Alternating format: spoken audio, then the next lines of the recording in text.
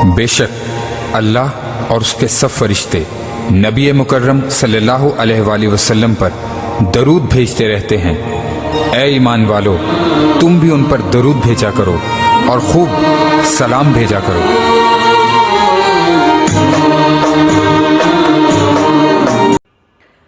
अऊज़ु बिल्लाहि मिनश शैतानिर रजीम, बिस्मिल्लाहिर रहमानिर रहीम। रब्बी यस्सिर वला तुअस्सिर व तम्मिम बिल खैर व बिका नस्तईन, आमीन या रब्बल आलमीन। अस्सलातु वस्सलामु अला रसूलिहिन नबिय्यिल अमीनिल मकीनिल करीमिर रऊफ़िर रहीम। अस्सलामु अलैकुम व रहमतुल्लाहि व बरकातुहू। कुरान हकीम की तफसीर करना हर किसी के बस की बात नहीं। कुरान जिसको अपनी तरफ बुला लेता है, लाखों हज़ारों में से चुन लेता है। अल्लाह रब्बुल इज़्ज़त जिसको अपने कुरब की वादियों में ले आते हैं, अपनी मोहब्बत का, इताअत का और अपने जूदो करम का जाम पिला देते हैं, उससे ही ये बड़े बड़े काम लेते हैं। और वो बहुत बड़ा खुश नसीब इंसान है जिसको ये सआदत नसीब हो जाए। अस्सलामु अलैकुम व रहमतुल्लाहि व बरकातुहू।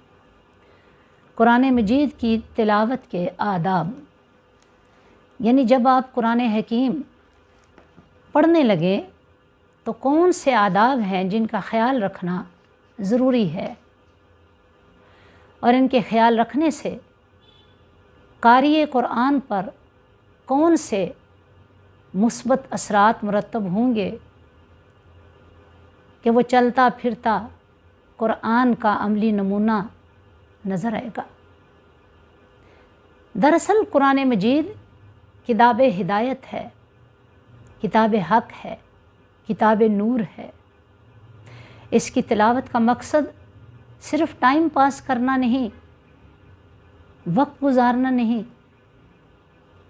और फ़ख्र से ये बताना नहीं है कि मैंने इतने कुरान पढ़ लिए, इतने कुरान पढ़ लिए। नहीं, बल्कि इसका मकसद अव्वली तामीर इंसानियत और तश्कील सीरत है। और ये मकसद तभी हासिल हो सकता है जब पढ़ने वाले को इस किताब अज़ीज़ से दिली लगाव होगा, तबई रब्त पैदा हो जाएगा। और वो रब्त कैसे पैदा हो सकता है, उसके लिए चंद आदाब और शराइत हैं जिनको अगर हम अपना लें तो कुरान हकीम की अफ़्यूज़ व बरक़ात से, अनवारात से, तजल्लियात से अपने दामन भर सकते हैं और यूँ कुरान हकीम से फैज़याब होने के दरवाज़े खुल जाते हैं। तो आइए देखते हैं कि वो कौन से ऐसे उलूम हैं, कौन से ऐसे पॉइंट्स हैं कि जिनके से इस्तिफ़ादा करने के लिए हमें बेदार होना ज़रूरी है।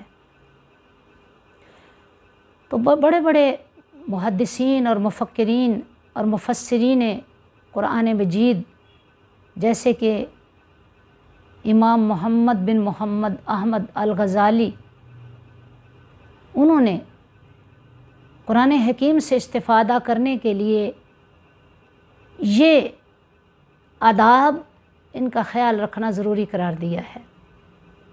नंबर 1, क़ारी कुरान के लिए ज़रूरी है कि बावज़ू हो, किबला रू खड़े होकर या फिर बैठकर अदब व सुकून के साथ कुरान की तिलावत करें।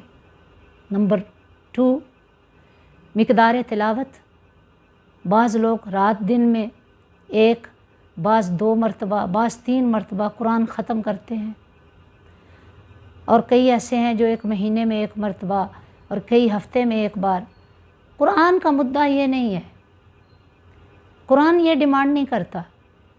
कुरान तो डिमांड करता है कि इसे सोच समझ कर पढ़ा जाए, जैसा रब्बुल इज़्ज़त ने फरमाया, अफ़ला यतदब्बरूनल कुराना अम अला क़ुलूबिन अक़फ़ालुहा।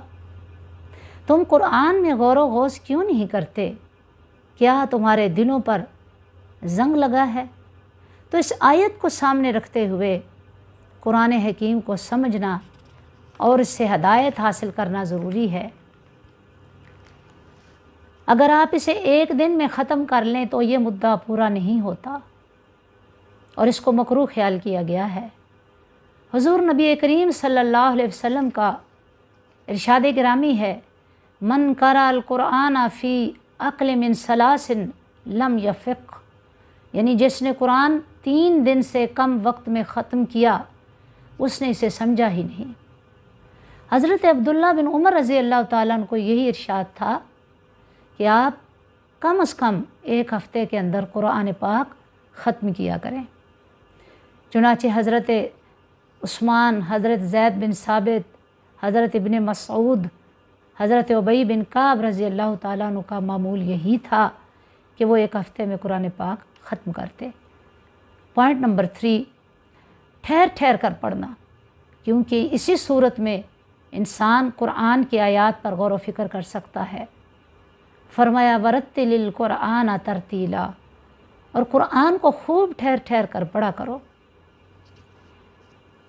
پھر آقا دو جہاں صلی اللہ علیہ وسلم نے فرمایا کہ قرآن کریم پڑھو اور رو، اگر رونا نہ آئے تو باتکلف رونے کی کوشش کیا کرو۔ گریہ و زاری سے ہی رحمت الہی کو اپنی طرف متوجہ کیا جا سکتا ہے۔ پھر فرمایا پوائنٹ نمبر 5، جو آیت پڑھے تو اس کا حق ادا کرے، یعنی اگر آیات رحمت ہیں تو سبحان اللہ، اللہ اکبر، شکر الحمدللہ، اور اگر آیات عذاب آ جاتی ہیں تو پھر اپنے لیے پناہ مانگے۔ آیت سجدہ پر پہنچے تو سجدہ کرے، غرض کہ جس مضمون کی آیت پڑھے اسی قسم کے تاثر کا اظہار کرے۔ پھر تلاوت شروع کرتے وقت اعوذ باللہ من الشیطان الرجیم بسم اللہ الرحمن الرحیم، یعنی تلاوت قرآن سے پہلے اللہ رب العزت کی پناہ طلب کر لے شیاطین سے، نفس کے حملوں سے اور تمام شرور سے، اور پھر بسم اللہ الرحمن الرحیم پڑھ کر اللہ رب العزت کی رحمت کے قلعے میں آ جائے۔ پوائنٹ نمبر 7، پڑھتے وقت آواز اتنی بلند ضرور رکھے کہ خود سمجھ سکے کہ میں کیا پڑھ رہا ہوں۔ اس سے زیادہ بلند آواز سے قرات اگر کسی دوسرے شخص کے لیے باعث تکلیف ہو تو پھر ایسا کرنا مکروہ ہے۔ پوائنٹ نمبر 8، حضور نبی کریم صلی اللہ علیہ وسلم کا ارشاد گرامی ہے زین القرآن باصواتکم، یعنی اپنی آوازوں سے قرآن کو آراستہ کیا کرو۔ پھر ایک جگہ فرمایا لیس منا من لم یتغن بالقرآن، جو قرآن کو خوش الحانی سے نہیں پڑھتا وہ ہم میں سے نہیں ہے۔ اس لیے تکلف اور تصنع کے بغیر جتنا ممکن ہو خوش الحانی سے پڑھے تاکہ خود بھی اور سننے والے بھی اس کی قرات سے لطف اندوز ہو سکیں اور قرآن کی فیوز و برکات سے دامن بھر سکیں۔ اب کچھ باطنی آداب ہیں، ان میں سے پہلا ادب کہ پڑھنے والے کا دل و دماغ اس کتاب مقدس کی عظمت کو جانتا ہو اور اس کے اندر یہ احساس ہو کہ یہ کوئی معمولی کتاب نہیں، یہ کسی انسان نے نہیں لکھا، بلکہ یہ مالک جن و عشر، مالک بحر و بر، رب السماوات والارض احکم الحاکمین کا کلام معجز ہے، جس نے ازراہ عنایت اپنے برگزیدہ بندے، اپنے محبوب بندے خاتم الانبیاء والمرسلین حضرت محمد مصطفیٰ صلی اللہ علیہ وآلہ وسلم پر نازل فرمایا۔ پھر دل کو تمام وسوسوں اور اندیشوں سے پاک کر کے بڑی یکسوئی اور حضور قلب سے قرآن کی تلاوت میں مشغول ہو۔ فکر و تدبر کی جملہ صلاحیتوں کو حاصل کرنے کے لیے رحمت الہی کا منتظر رہے، شوق و طلب کی بے قراریوں پر قائم رہے، غلطی اور جہالت سے پکڑے ہوئے نظریات، اعتقادات، ماحول کی مجبوریاں اور گناہوں کی نحوستیں بعض دفعہ قرآن فہمی میں رکاوٹ بنتی ہیں، پہاڑ کھڑے ہو جاتے ہیں، ناظرین پہاڑ کھڑے ہو جاتے ہیں، لیکن قرآن کے حیات بخش چشمے تک پہنچنے کے لیے یہ ضروری ہے کہ ایک ایک رکاوٹ کو پیوند خاک کرتا ہوا قرآن کی وادیوں میں آگے قدم رکھتا چلا جائے۔ قرآن کے صحابہ کرم سے عرفان کے جو قطرے اس کشت ایمان پر ٹپکنے لگیں، ان کی راہ میں کسی چیز کو حائل نہ ہونے دے۔ قرآن فہمی کے لیے صرف اپنے فہم و ذکا، اپنی علم و دانش پر بھروسہ نہ کرے، بلکہ اللہ رب العزت کی توفیق و تائید پر اعتماد کرے اور ہر قدم پر اس کی رہنمائی اور دستگیری کے لیے بصد عجز و نیاز التجا کرتا رہے، رب کریم سے رجوع کرتا رہے، بارگاہ صمدیت سے تعلق مضبوط رکھے، مانگتا رہے، طلب کرتا رہے، طالب بنا رہے، حریص بنا رہے، اور اللہ رب العزت کی بارگاہ الوہیت سے اس کی رحمت کے، فیض کے، جود و عطا کے خزانے ڈھونڈتا رہے۔ تو انشاءاللہ جب وہ ان تمام آداب کو سامنے رکھتے ہوئے تلاوت قرآن حکیم کرے گا تو معزز ناظرین و ناظرات، فیض کے چشمے ضرور جاری ہوں گے، محبتوں کے دریا بھی جاری ہوں گے، اللہ کے فضل و کرم کی نگاہ بھی ہوگی، آپ کا باطن بھی نور ہو جائے گا، آپ کا ظاہر بھی نور ہو جائے گا۔ آپ قرآن کے اندر جس محبت سے غوطہ زن ہوں گے، قرآن آپ کو وہ فیض عطا کرتا چلا جائے گا۔